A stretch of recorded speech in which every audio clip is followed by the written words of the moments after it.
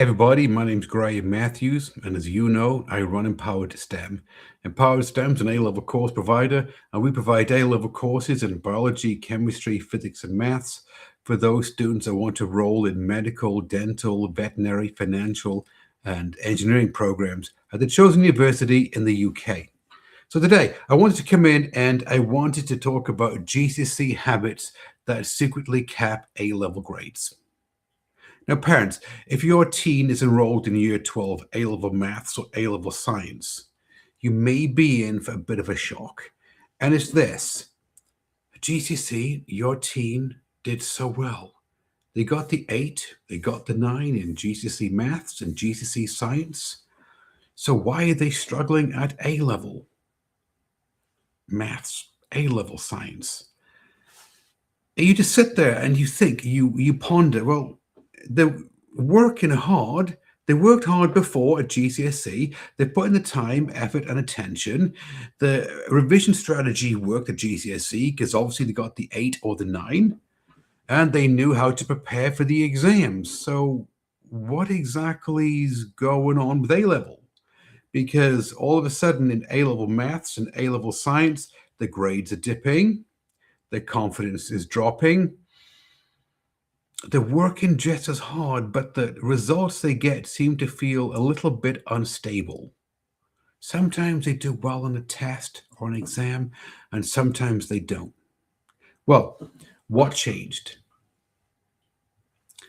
It's not your teen's ability, it's not their intelligence. It's this: is that the GCSE revision habits they use to score the 8 or the 9 at GCSE, they don't scale to A level. And this is what the issue is. Now, the core problem then is this: is that they have familiar habits from GCSE in a new academic environment. But at GCSE, many different revision strategies worked, and I've heard it all.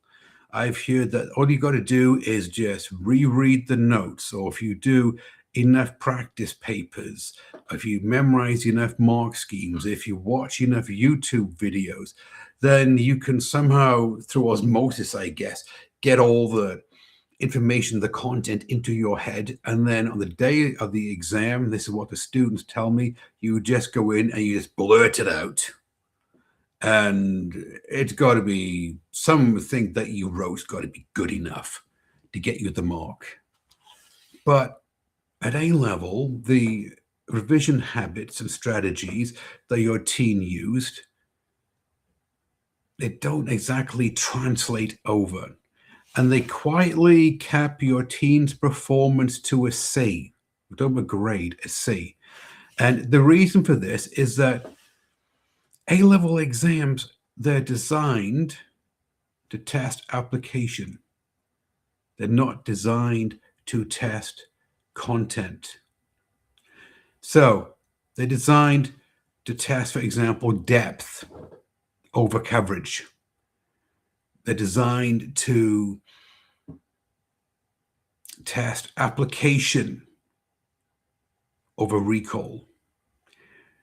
They're designed to link concepts together. It's known as synoptic links.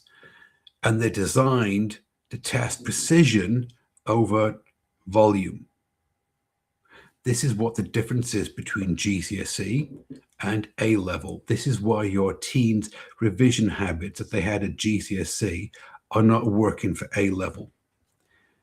But the issue is this: if your teen continues to use the GCSE habits for studying, revising that they had at GCSE, it's not going to work at A level, and they're going to be capped at a C, and the grade's going to plateau out, and they'll have a C by the end of year 12, and they'll have a C at the end of year 13.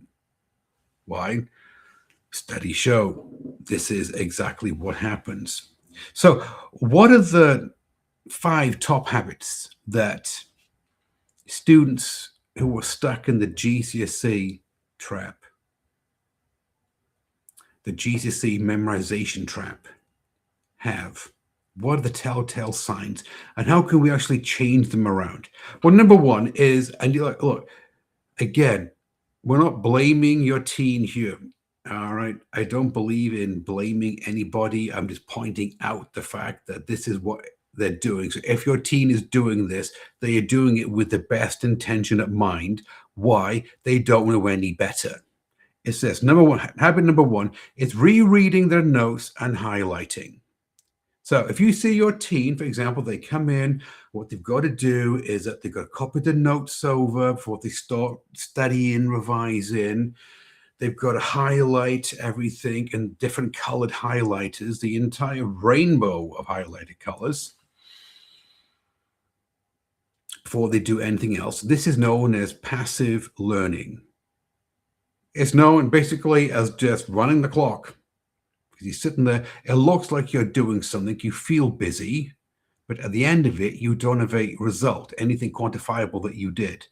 Now, it worked at GCSE. Why? Because GCSE is content-based.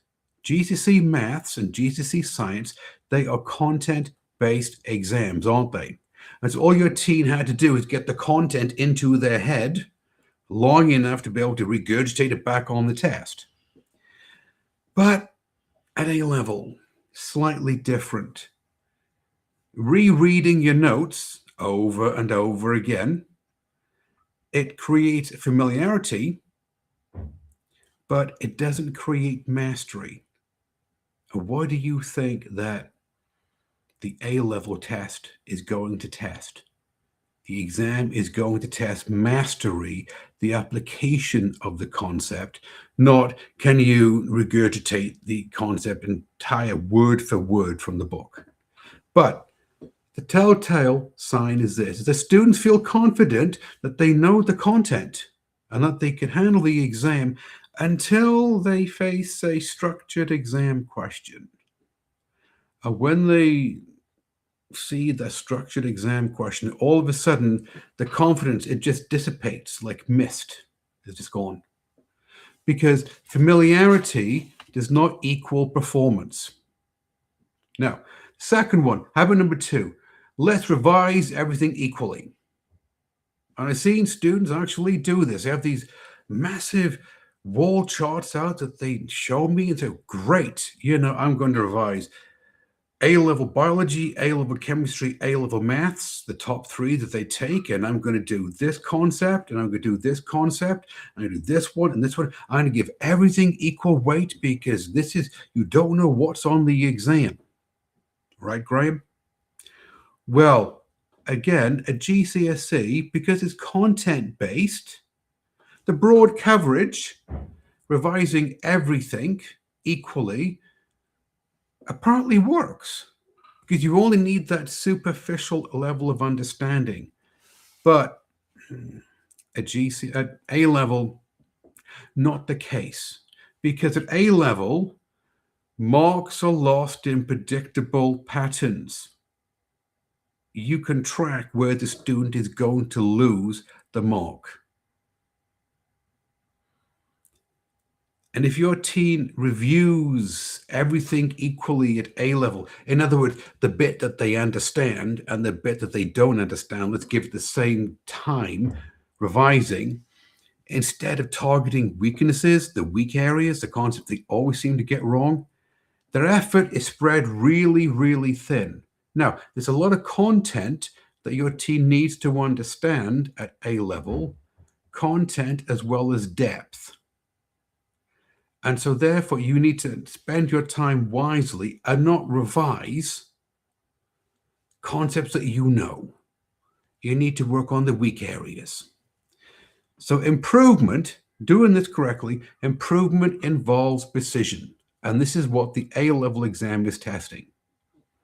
Third habit, avoiding adding exam-style questions early. Oh, I hear this one so often.